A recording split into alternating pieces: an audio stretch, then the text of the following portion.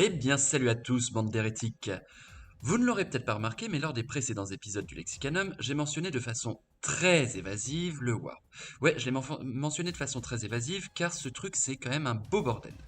Le Warp, qu'on appelle aussi Immaterium, Empyrean, Royaume du Chaos, Chaos avec un grand C, hein, sinon ça désigne juste mon bureau.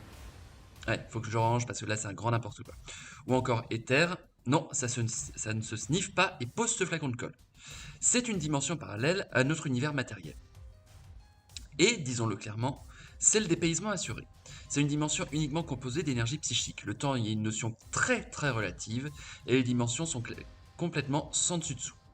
Pour vous donner un exemple, il est tout à fait possible de parcourir la moitié de la galaxie en 5 minutes, en passant par le warp, mais il est également possible d'y passer 3 siècles en ne bougeant quasiment pas. Tandis que les personnes à l'extérieur, eux, n'ont attendu que 30 secondes. Donc le warp c'est compliqué. Ouais, je sais, ça vous avance pas, mais c'est très difficile de décrire une dimension dont le changement est l'essence fondamentale. Je disais tout à l'heure que le warp est composé d'énergie psychique. En fait, tout individu de toute espèce sentiente marque son empreinte dans le warp à travers ses émotions.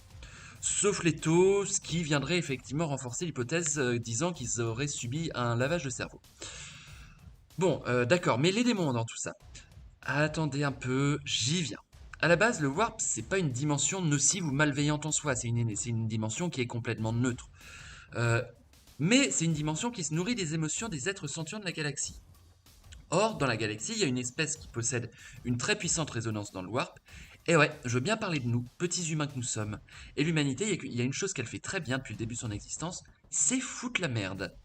En effet, l'humain est une espèce sensible aux émotions négatives. Colère, dégoût, envie, luxure, honte, culpabilité, etc. etc. Du coup, chacune de ces émotions ressenties par chaque humain a son écho dans le warp. Et ça, ça a fini par donner des entités malveillantes qui se nourrissent de puissance psychique. Et leur puissance, elle est variable, ça va des démons mineurs aux plus puissantes de ces entités qui sont appelées les dieux du chaos. Justement, les dieux, ce ne sont pas des dieux au sens propre du terme, puisqu'ils sont apparus bien après les autres espèces, notamment les humains et les Eldar.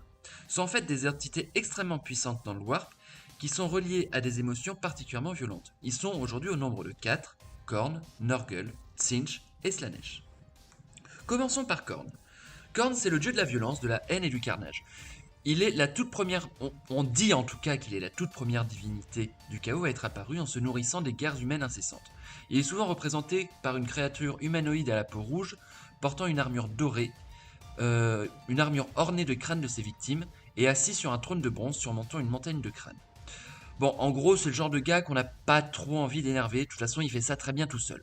Il méprise particulièrement la magie, pour lui, rien ne vaut un bon affrontement où se fait décapiter à grands coups d'épée et de hache. Il règne sur une forteresse imprenable qui ferait passer un goulag pour un village vacances au Club Med. Vient ensuite Nurgle. Lui, c'est le joyeux luron de la bande, d'ailleurs on l'appelle aussi Papy Nurgle, ou Grand-Père Nurgle, ou Père Nurgle. Il est tout le temps de bonne humeur et aimerait bien vous faire un câlin. Mais je vous conseille pas, hein. Évitez, parce que sinon vous allez voir vos organes internes pourrir à cause des 8635 maladies qu'il vous aura refilées. Car oui, le domaine de Nurgle, c'est la putrescence et la maladie. Du coup, il est aussi surnommé le seigneur de tout, car finalement rien ne résiste au dommage du temps.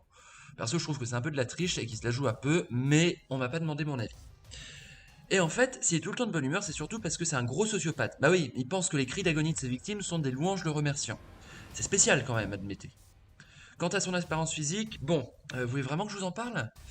Ok, alors, imaginez une masse d'intestin pourri, recouvrée partiellement d'une peau nécrosée, rajoutez des gueules garnies de dents gâtées mais acérées à des endroits improbables, saupoudrez le tout d'asticots et de verre et vous aurez une vague idée.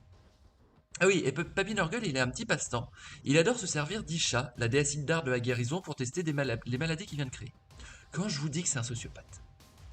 Le dernier des dieux du chaos, créé par l'humanité, c'est Tzeentch, le dieu du changement, des complots et de la trahison. De tous, c'est probablement le plus énigmatique et peut-être le plus dangereux. Bon, j'ai ça aussi parce que c'est mon petit chouchou.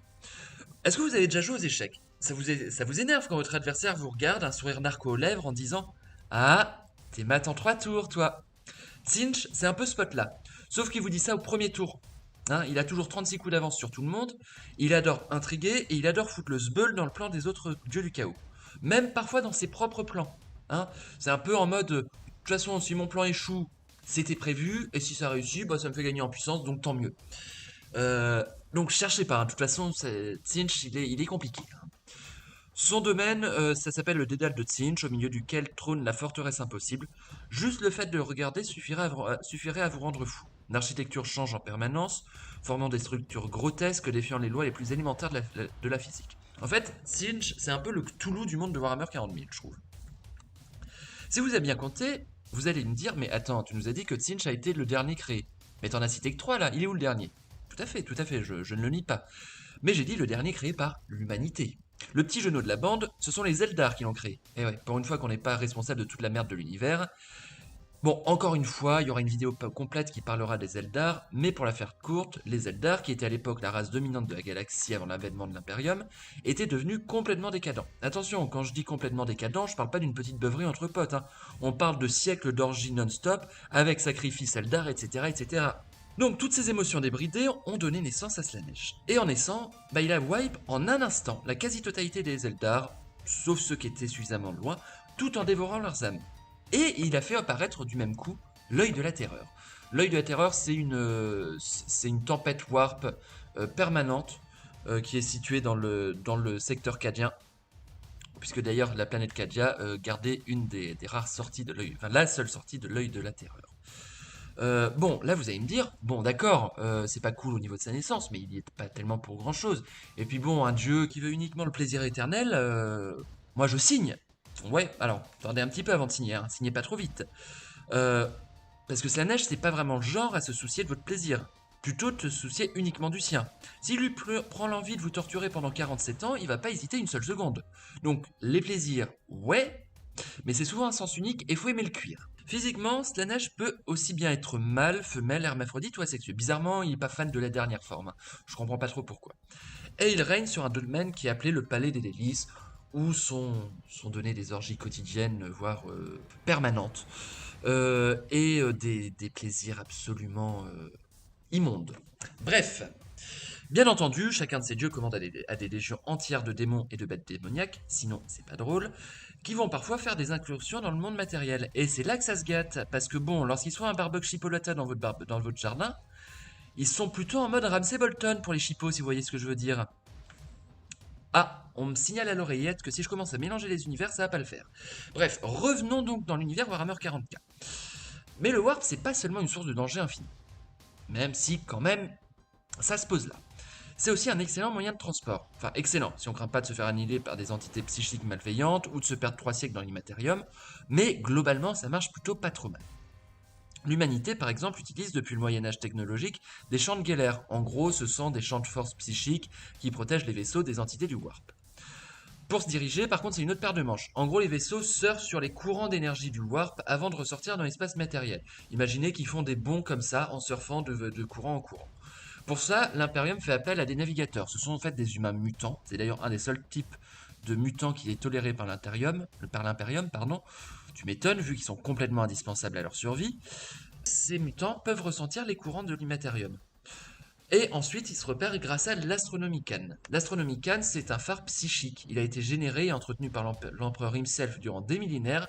Mais vu qu'aujourd'hui, l'empereur, c'est un légume, on utilise des milliers de psykers pour l'entretenir. Mais ce qui les tue au passage. Bon, l'Aparium, on a déjà vu qu'ils sont pas à ça près. Les autres races aussi ont leur propre façon de voyager dans le warp. Par exemple, les Eldar utilisent la toile. Alors la toile, c'est pas tout à fait le warp, c'est une sous-dimension qui est raccrochée au warp, et où certains Eldar, les Eldar noirs, les Drukhari, pardon, je suis encore à l'époque Eldar noir, ont littéralement construit des villes. Les orques, par exemple, ils testent des trucs, et s'ils croient assez fort, ça marche. C'est de l'orque, quoi. Je pourrais encore dire beaucoup de choses sur cette dimension étrange et terrifiante qu'est le warp. Mais là encore, j'ai pas 300 ans devant moi, et cette vidéo sort déjà en retard. Mais surtout, n'oubliez pas, lorsque vous allez vous coucher ce soir, que toutes les rancœurs, les désirs, la culpabilité que vous ressassez, tous ces sentiments pourraient finir par s'amalgamer dans le warp et former ceci. Allez, j'espère, chers hérétiques, que ce petit épisode vous a plu. Si c'est le cas, n'hésitez pas à lâcher un petit pouce bleu, un petit commentaire, à inonder les commentaires. Et moi, je vous dis à toutes et à tous une très bonne journée. Salut, bye bye!